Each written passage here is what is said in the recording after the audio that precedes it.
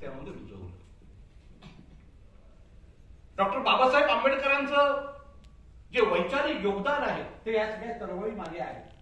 दलित साहित्याला म्हणजे मराठीमध्ये अनेक साहित्य प्रवाह निर्माण झाले, परंतु ज्या साहित्य प्रवाहाला निश्चित अशा प्रकारची तत्वज्ञानाची बैठक आहे असं जर कोणतं साहित्य असेल तर ते दलित साहित्य. आणि ती बैठक डॉक्टर बाबासाहेब आंबेडकरांचं विचार परंपरा आणि गौतम बुद्धांची जी तात्विक भूमिका असेल त्या भूमिकेचं अधिष्ठान या सगळ्या साहित्याला मिळालेलं होतं. आणि त्याच्यातनं दलित साहित्याची खूप मोठी चळवळ. आणि दलित साहित्यात बोलत असताना विशेषत्वानं कविता आणि ज्याला आत्मचरित्र म्हणता येणार नाही, आत्मकथन हा जो साहित्य प्रकार आहे. कारण आत्मचरित्र तुम्ही लहानपणापासून मोठे कोण मोठे लोक झालेले असतात किंवा त्यांचं अशा प्रकार, परंतु आत्मकथन मी माझ्या सगळ्या जीवनात काय भोगलं, एका अर्थानं आपल्या जखमा आपण उघड्या करून दाखवाव्यात तशा प्रकारचं हे सगळं आहे. आणि ते आणि म्हणून आत्मकथन आणि दलित कविता. त्याच्यानंतर बाबूराव बागुलांसारख्या काही नाही कथा लिहिल्या किंवा इतर प्रकारचे काही, परंतु बघा तेवढ्या बलुच सारख्याला पण आपण आत्मकथनच म्हटलं पाहिजे, कारण कादंबऱ्या काही फार मोठ्या लिहिल्या गेल्या नाही. परंतु हा जो एक प्रवाह होता बघा, ही कविता काय घेऊन आली. एका अर्थानं जर आपण दलित कवितेबद्दल बोलायचं झालं तर दलित कवितेनं नकार विद्रोह, प्रस्थापित सगळ्या व्यवस्थेला दिलेला नकार, कारण हे माझं नाहीच आहे, याच्यात मी कुठेच नाही आणि त्याच्यामुळे त्या व्यवस्थेला नकार आहे. नकाराबरोबरच या सगळ्या व्यवस्थेविरुद्ध केलेला विद्रोह आहे. परंतु हा विद्रोह हा विध्वंसक नाही, तर असलेली व्यवस्था उद्ध्वस्त करून नवीन व्यवस्था निर्माण करण्यासाठीचा विद्रोह आहे. आणि हा विद्रोह मानवधिष्ठित किंवा मानवतेवर आधारित अशा प्रकारचा हा विद्रोह आहे. आणि हे बाबासाहेब आंबेडकरांच्या तत्वज्ञानात त्या घेतलेल्या गोष्टी आणि ह्याच गोष्टी घेऊन दलित कविता आपल्याला येताना दिसते. आणि त्याच्यामुळे ह्या कवितेनं नकार विद्रोह मानवता या त्रिसूत्रीचा एका अर्थानं स्वीकार केला असं आपल्याला दिसून येतं. आणि मग नाकारलं काय हे देखील तेवढंच महत्वाचं आहे. मग ते अध्यात्मवाद असेल, ईश्वरवाद असेल, कर्मविपाकवाद असेल, अंधश्रद्धा असेल, पुनर्जन्माची संकल्पना असेल, मग त्यांच्या भाषणात ज्या गोष्टी आल्या त्या सगळ्या गोष्टी या दलित साहित्यानं किंवा दलित कवितेनं या नाकारलेल्या आहेत. कारण या गोष्टींच्या अनुषंगानं, या गोष्टींचा आधार घेऊनच जे अन्याय अत्याचार दलितांवर झाले ते या गोष्टींचा आधार घेऊन झाले. आणि म्हणून या सगळ्या गोष्टी या त्याच्यामधनं नाकारल्या गेल्या. आणि या सगळ्याचा त्याच्याबद्दल अजूनही बोलता येईल, परंतु आजचा विषय तो नसल्यामुळे मला अनेक वेळेला आश्चर्य वाटतं की महाराष्ट्रामध्ये दलित साहित्याची चळवळ 1960 मध्ये सुरू झाली, 1961 मध्ये गोवा मुक्त झाला, परंतु दादू मांजरेकरांचं पहिलं पुस्तक 1991 मध्ये प्रसिद्ध झालं. म्हणजे आंबेडकरी विचार गोव्यात रुजून त्याचं काहीतरी फलनिष्पत्ती आपल्याला दिसते, याच्यासाठी 30 वर्षाचा काळ गेला. अनेक जण सांगतात की गोव्यात पोर्तुगीजांची राजवट असल्यामुळे अशा प्रकारच्या गोष्टी झाल्या, परंतु मला ते तेवढं खरं वाटत नाही. कारण 1961 मध्ये गोवा स्वतंत्र झालेला होता, परंतु मला वाटतं या ठिकाणचा समाज महाराष्ट्रामध्ये काय चाललंय याच्याबद्दल अत्यंत उदासीन होता. एका अर्थानं त्यांच्यामध्ये जागृती करणारा पहिला माणूस कोण असेल तर तो दादू मांजरेकर आहे. एकूण या चळवळीच्या संदर्भामध्ये दादू मांजरेकरांचं योगदान हे किती मोठं आहे हे याच्यात आपल्याला दिसून येतं. अनेक जण असं सांगतात की जे महाराष्ट्र किंवा भारताच्या इतर भागांमधल्या दलितांना सोसावं लागलं नाही, सोसावं लागलं ते गोव्यातल्या दलितांना सोसावं लागलं नाही, म्हणून त्याची तीव्रता गोव्यामध्ये कमी झाली. पण मला वाटतं हेही तेवढं खरं नसावं, कारण गोव्यातल्याही दलितांना त्याच प्रकारचं अपमानास्पद जीवन हे जगावं लागलेलं आहे. त्याच्यात किंचितही काही फरक आहे असं आपणाला दिसत नाही.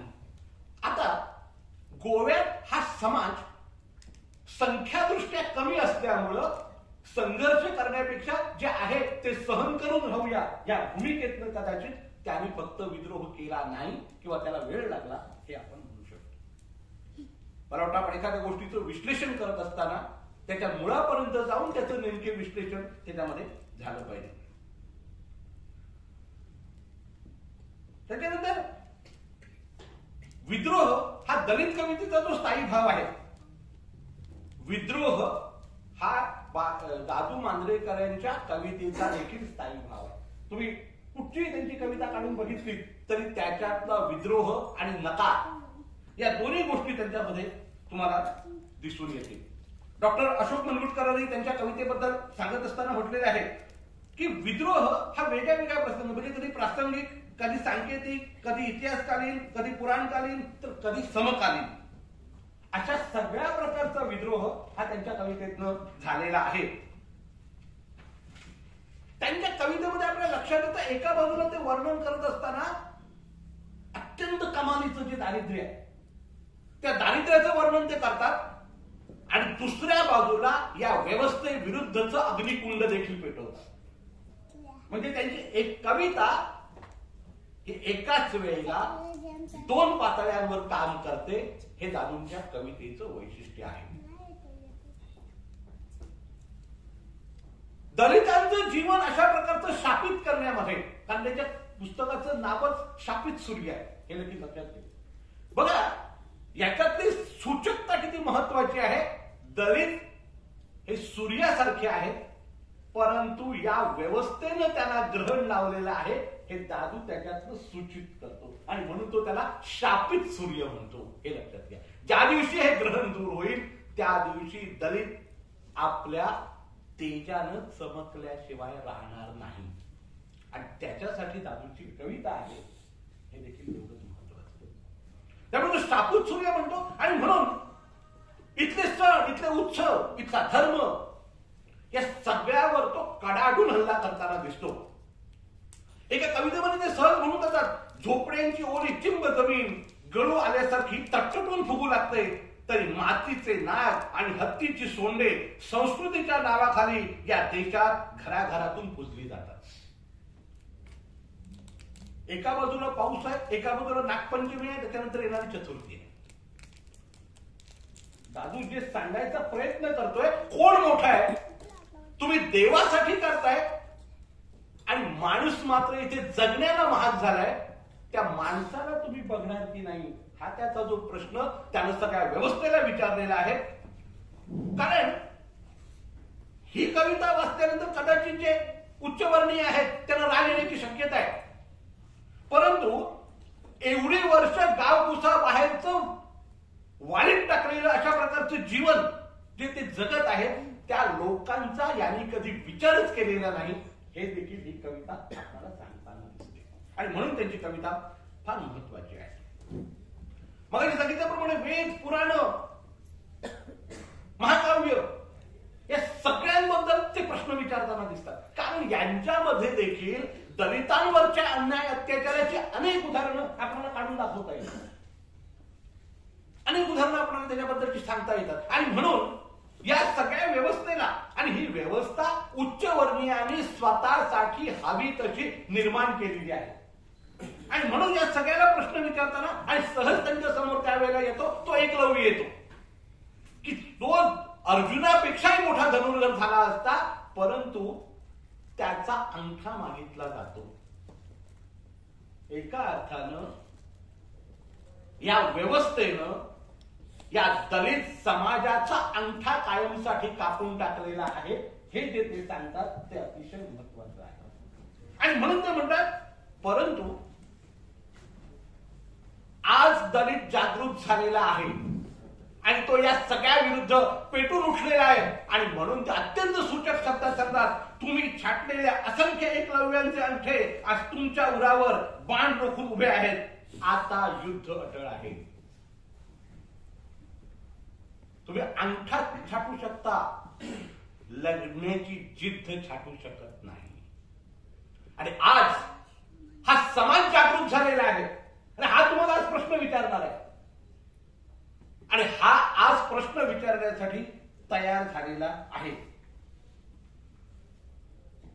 देवाला ते प्रश्न विचारताना दिसतात, देव या संकल्पनेला ते प्रश्न विचारताना दिसतात.